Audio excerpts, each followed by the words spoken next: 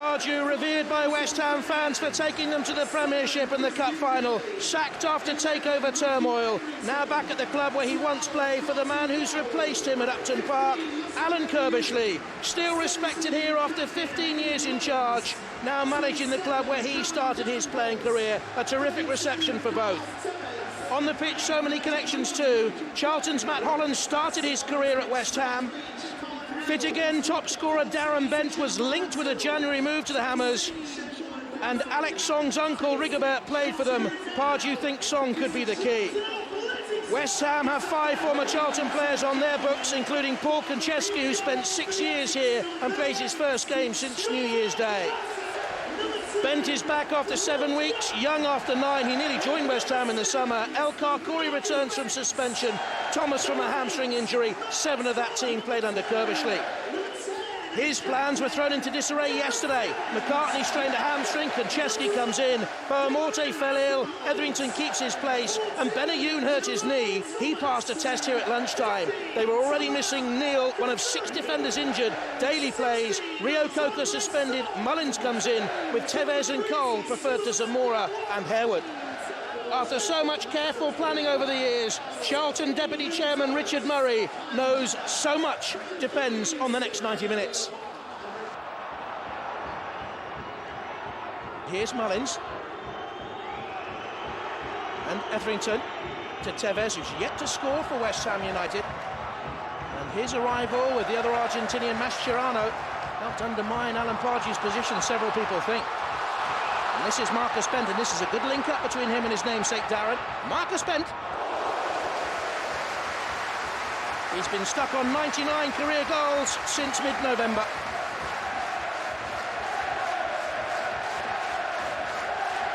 Fully appreciative of the return of Darren Bent. Marcus Bent, coach at West Ham, former West Ham goalkeeper and former Charlton assistant. There's Mervyn Day. Charlton break here, Thomas. Marcus Bent is through the middle, Darren Bent and Darren Ambrose joining in. That's deflected off Davenport, it comes to Ambrose, he took the touch, this is dangerous.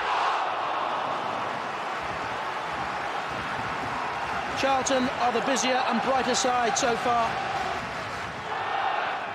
I know that Alan Pardew privately still feels very unhappy at the way West Ham treated him, but I know how anguished he will be if West Ham go down this season, despite what you may have heard or read elsewhere.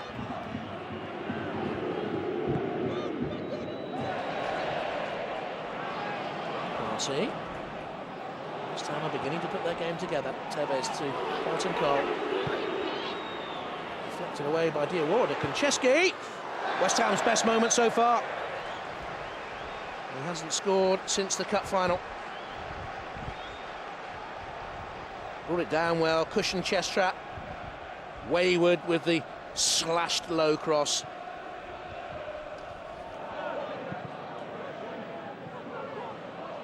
Well won by Holland. Ambrose to Young. Song. Ambrose has skipped beyond Konchesky. Thomas. Bent's onside, that's a good pullback, Ambrose! And that's a deserved and very well worked goal. 23 minutes gone. How precious will that strike prove for Alan Pardew's team? Neatly finished, superbly created. West Ham, no doubt, will query the decision. The first goal absolutely pivotal, and West Ham United there appealing for offside against Marcus Bent.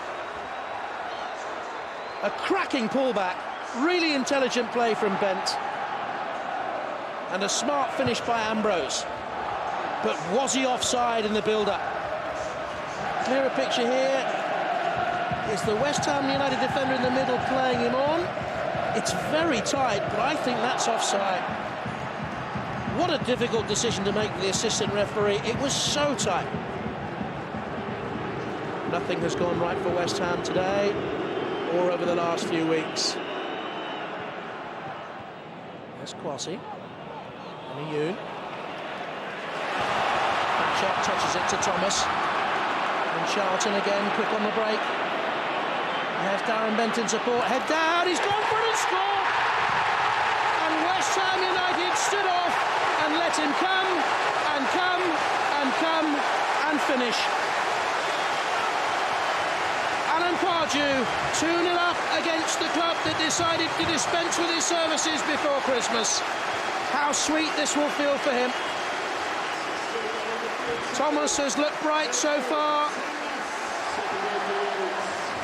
And Davenport didn't get close enough to get the tackle in. How far did he come? Backing off inside his own penalty area, Davenport. Never looked like getting there. Crisp finish. His first of the season.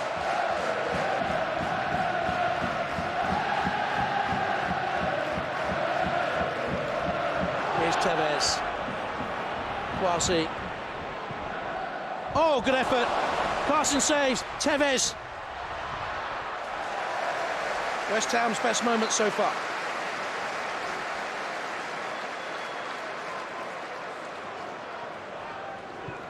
Flinging himself to the right, Scott Carson. You really have to feel for Alan Curbishley. He has inherited many problems. He's tried to change things by bringing in Lucas Neal and Matthew Upson, and both of them sidelined through injury. So, he was lucky, but the way he's played, he deserves a little bit of fortune. Hasselbank strong in the challenge, and D.Bent's onside. This could be 3-0 before half-time. It is! Charlton Athletic here have a lifeline for survival, and West Ham United on this form will go down. Despair for Alan Curbishley of West Ham at his former club. Strength in the challenge from Hasselbank. Bent beyond a flagging back four. The pass alongside Anton Ferdinand. No cover. 3-0. Charlton have looked sharper and hungrier and more cohesive throughout. Questions have to be asked of the whole West Ham United squad. Have they shown enough effort and commitment to a relegation fight after last season's highs? That's a yellow card for Song, I think. Alex Song stretching, having lost the ball with a poor first touch. Carlos Tevez hasn't scored yet for West Ham in 6 months. There'd be some irony here if he could score against his former manager. A wearied look, a hangdog expression. It's been a horrible first half for West Ham. The West Ham fans have been singing "You're not fit to wear the shirt." They are in utter despair.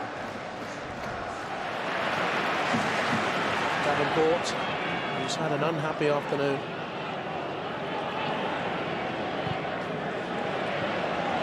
Chance for Charlton. Jimmy Ferd Hasselbank finds D.Bent. Again, Davenport backing away. Hasselbank with Anton Ferdinand in front of him. He went for the Bent effort. It was lovely. Came off the woodwork. A trademark Hasselbank shot. You could see it coming a mile out. Oh, it was delicious. Hard luck. The Charlton fans are singing Super Al, Super Alan Pardew, where only months ago they were singing Super Al, Super Alan Curbishley. Daly. Benayoun. Not by Hasselbank, it was foul. And it's a yellow card for Diawara. Diawara deserves the yellow for that. Tevez. Smart save. Tevez yet again denied.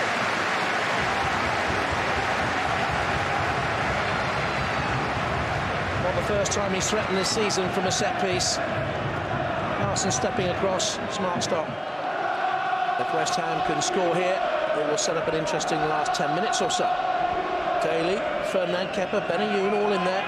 Davenport's come forward as well to add height. He's underneath it. Again, the header straight at Castle.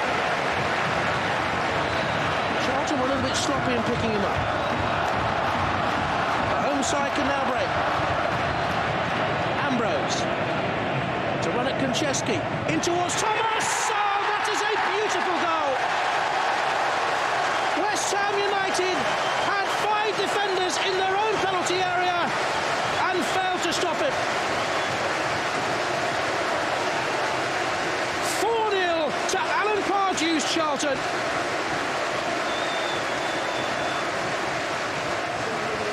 Bent fed Ambrose and then makes a gesture to Ambrose. Points, in it comes. West Ham ball watching. Thomas gets his second. Charlton heading for their biggest home win against West Ham United. When the season ends, people may well look back to this Saturday as the day when Charlton Athletic sparked the Great Escape and the day when West Ham United heard the death knell sound for their Premiership existence.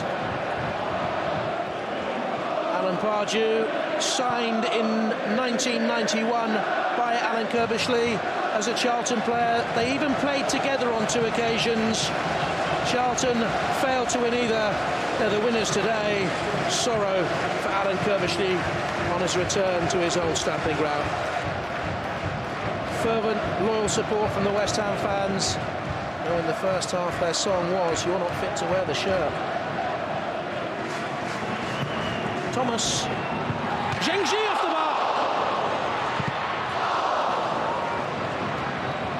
Holland back in there. Hasselbank. And Daly to the goalkeeper. Such an important day for these 2 London clubs and the 2 men at the centre of the drama. Private satisfaction for Alan Pardew. A job very well done. Charlton are not yet out of trouble, far from it, but this gives them real hope. As for Alan Kirbishley, such a desperate day back at the Valley of Despair for him. Is there a way back for West Ham from this? Charlton Athletic 4, West Ham United 0. There's a lot of hard work gone into that performance, not just from the players, but the staff and the fans too. You know, it was a cracking atmosphere here today, and you know, we've played to our maximum, and that's the level we've set now, and we need to follow that up. It's no good just winning today. We need a few more wins if we're going to get out of this trouble.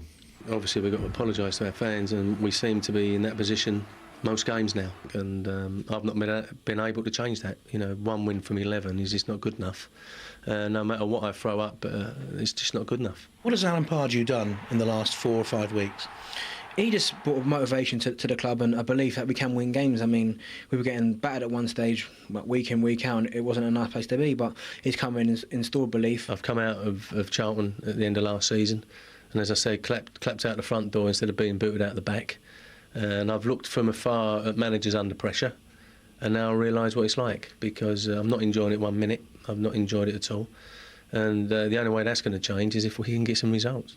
A draw was never in the cards. We was talking beforehand, if we got a draw, it'd feel like a loss. I mean, I think they've called it the £50 million game. So I think that says how big it was, really. I was never going to enjoy today. There's some people I love on the other side, so it was never going to be a day for that. It was just about winning, and we did that. You come in, you try and change things. I've not managed to impose myself on the team.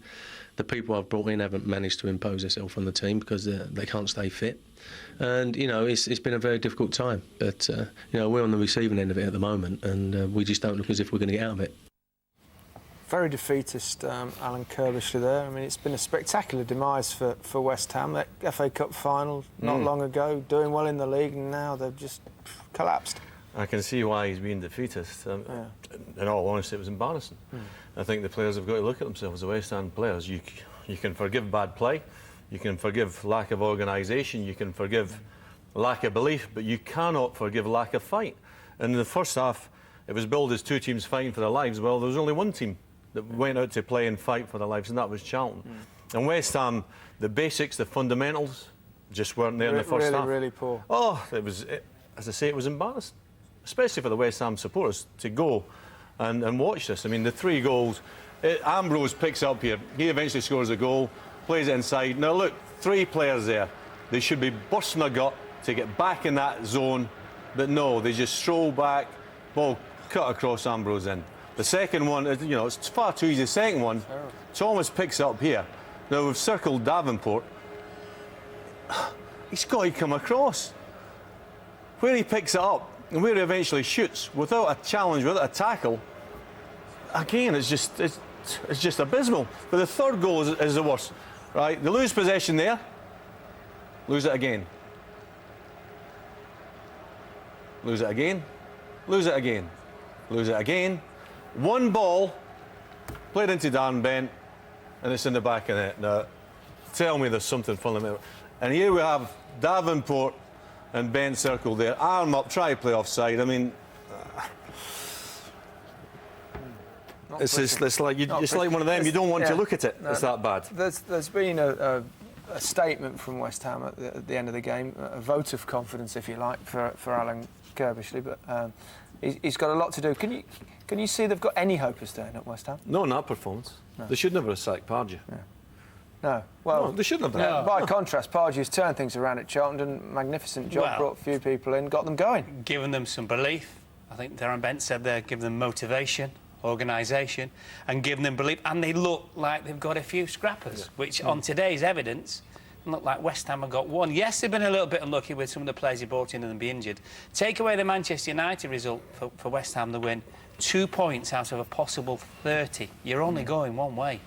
How do you think Pardew has managed to turn things? They've still got a lot to do, obviously, but he's got them in a similar situation to perhaps Harry Redknapp last season when he came in and all of a sudden you could see a bit of belief, bit of confidence. Well, that is the thing. The only thing that can win you a football match is the players. Yeah. Right? You come in, you get the confidence of the players, you get it organised, you look as though you know what you're doing, and then bang, you go on the pitch, and the players have got that little belief. Yeah. They maybe get a good draw somewhere, and then they think, well, this guy, he's going to get us out of trouble. And then all of a sudden, you've got that momentum, which they have at the minute, and you're fighting.